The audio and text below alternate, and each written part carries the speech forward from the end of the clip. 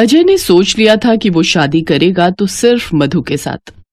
मधु के परिवार वाले तो इस रिश्ते को मान गए, पर अजय के माता पिता इस शादी के लिए अंत तक मना करते रहे।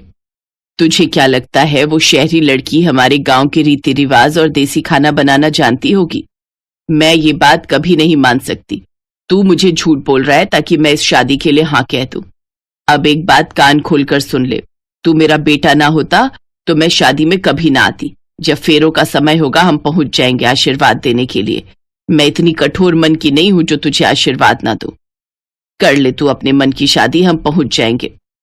अब ठीक है, मिल गई तुझे खुशी, चिंता मत कर, हम दोनों समय पर पहुंच जाएंगे। जा, तू जाकर अपनी होने वाली पत्नी के साथ शादी की सारी तैयारी कर, हमारा आशीर्वाद तुझे मिल जाएगा। थैंक यू पापा, थैंक यू माँ, मैं आपका इंतजार करूंगा। अजय को थोड़ी तसल्ली हुई कि उसके माता पिता इस शादी के लिए मान गए हैं। सारी तैयारियां हो गई और अजय मधु के साथ शादी के मंडप में पहुंचा तो उसने देखा उसके माता पिता शादी में पहुंच चुके हैं।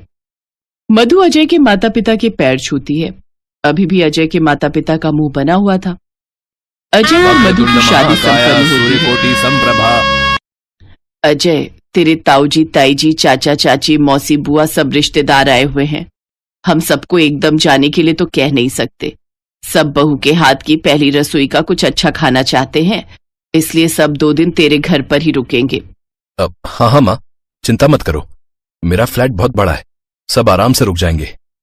ठीक है, तो फिर अब शादी हो ही गई है तो अब सबको घर ले चल। ठीक है बाबूजी, मैं अभी इंतजाम करता हूँ। अजय मधु के पापा से बात करता है और कुछ ही देर में गाड़ियों में सब रिश्तेदार अजय के फ्लैट पर पहुंच जाते हैं। अगले 2 दिन तक सभी करीबी रिश्तेदार वहीं रुकते हैं। सारे रिश्तेदार रुके हुए हैं। तुम्हारी पहली रसोई है, इसलिए तुम्हें हमारे गांव के हिसाब से देसी खाना बनाना है, वो भी मिट्टी के चूल्हे पर। मैं जानती हूँ तुम शहर की हो, शहरी खाना बनाना जानती हो, वो भी गैस चूल्हे पर, इसलिए मुझे थोड़ी चिंता हो रही है। इसमें मैं तुम्हारी कोई मदद भी नहीं कर सकती। सारा रसोई का काम तुम्हें अकेले ही करना है। जी माँ जी, आप टेंशन मत लीजिए, मैं सब बना लूंगी। बिमला, तूने अपनी शहरी बहू को चूल्हे पर खाना बनाने के लिए कह तो दिया है।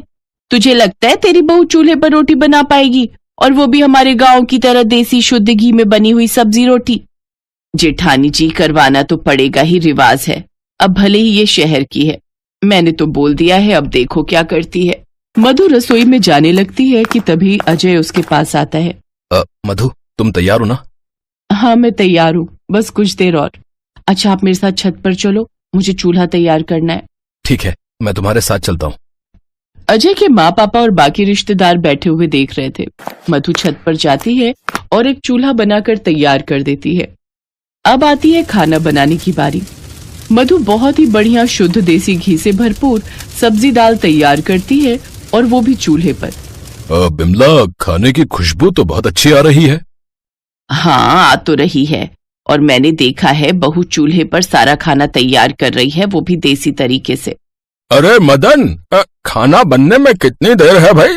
सभी रिश्तेदार पूछ रहे हैं कि बहू के हाथ का देसी खाना कब मिलेगा? बिमला, एक बार जाओ तो बहू से पूछो खाना तैयार होने में कितनी देर है। हाँ मैं जाती हूँ। मधु सारा खाना तैयार कर चुकी थी। माँ जी, मैंने सोचा जब पहली रसोई में खाना बना रही हूँ तो क्यों ना खीर भी बना लूं, क्योंकि हर शुभ काम की शुरुआत मीठे से ही तो होती है। मैं ठीक कह रही हूँ ना माँ जी? तभी विमला की जेठानी और ननद भी आ जाते हैं। भाभी, मधु तो बहुत समझदार है, इसको तो चूल्हे का सारा खाना बनाना आता है। बुआ जी, मेरी दादी ना जब मैं छोटी थी तो कभी कभी चूल्हे पर रोटी बनाया करती थी, तो मैं भी उन्हें देख देख कर बनाना सीख गई। और आजकल तो फोन में देखकर भी हम बहुत कुछ सीख जाते हैं। क्या? फोन में देखकर? वो कैसे? माँ जी, बस हम फोन में लिखते हैं कि हमें ये चीज बनानी सिखा दो, तो वो हमें सिखा देता है। और तो और चूल्हे की रोटी के फायदे भी पता चलते हैं। फोन में हम कुछ भी देख सकते हैं, कुछ भी ज्ञान ले सकते हैं। अच्छा, तो फिर चूल्हे की रोटी के फायदे क्या क्या हैं? जरा हमें भी बताओ बहू। चूल्हे पर बनी रोटी का स्वाद तो आप सभी जानते हैं, लेकिन इसके स्वास्थ्य लाभ भी अनेक हैं। चूल्हे का भोजन स्वादिष्ट होने के साथ साथ सेहत के लिए भी बहुत लाभदायक होता है। चूल्हे की धीमी आंच पर खाना पकने से पोषक तत्व बचे रहते हैं, जो खाने को और भी पौष्टिक बनाते हैं।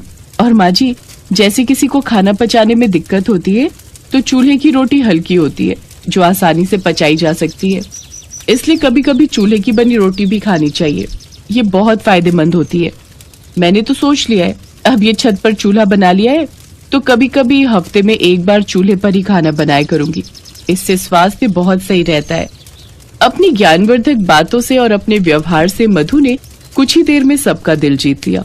मधु के हाथों के बने चूल्हे के भोजन की सब बहुत तारीफ करते हैं और मधु की बताई गई बातों पर भी गौर करते हैं। मधु का मिलनसार स्वभाव देखकर उसके सास ससुर के मन की सारी गलतफहमियां भी अब दूर हो गई।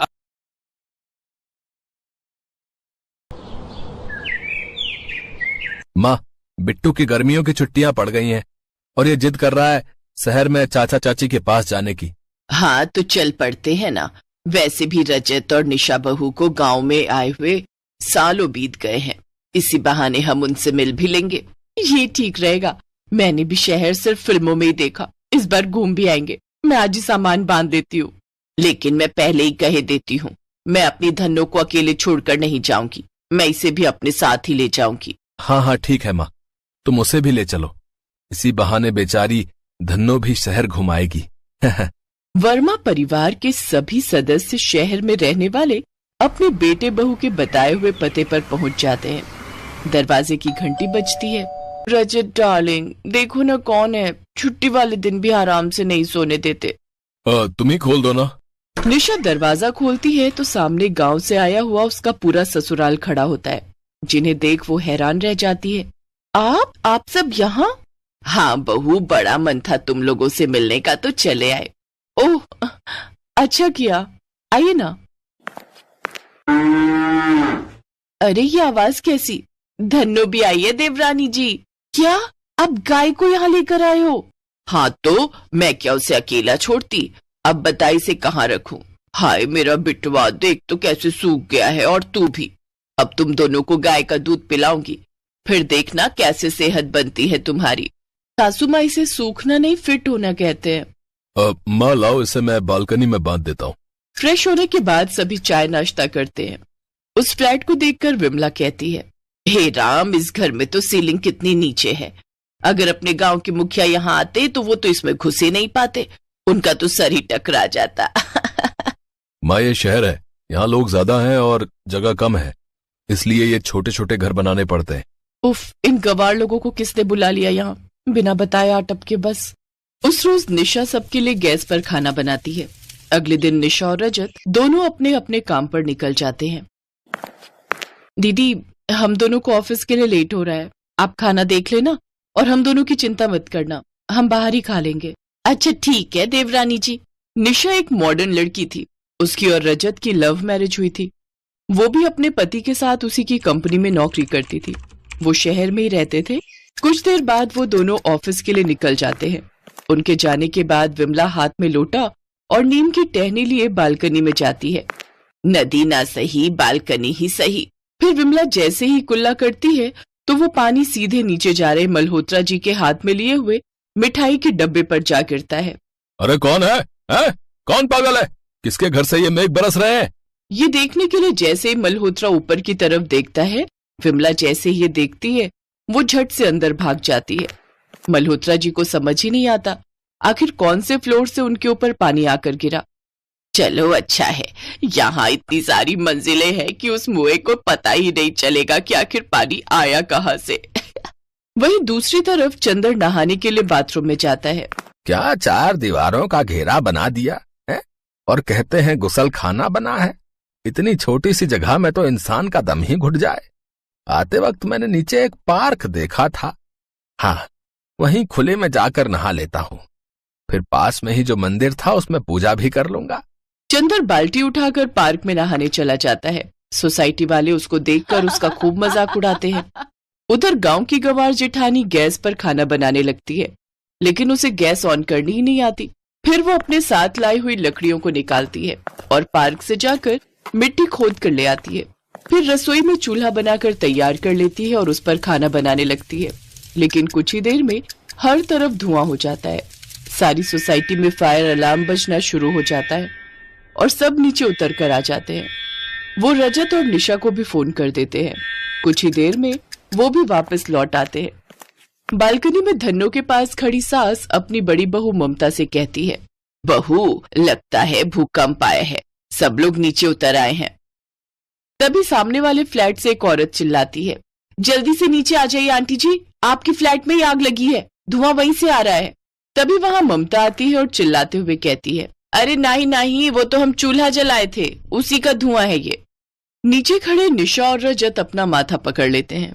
फिर निशा ममता को गैस ऑन करना सिखा देती है। रात का डिनर करने के बाद सब सो जाते हैं, लेकिन बालकनी में बंधी धन्नो रंभाने लगती है, जिससे निशा और रजत को नींद नहीं आती। तो वहीं चंदर और ममता को तो गांव में खुले आसमान के नीचे आंगन में सोने की आदत थी, इसलिए उन्हें भी नींद नहीं आ रही थी।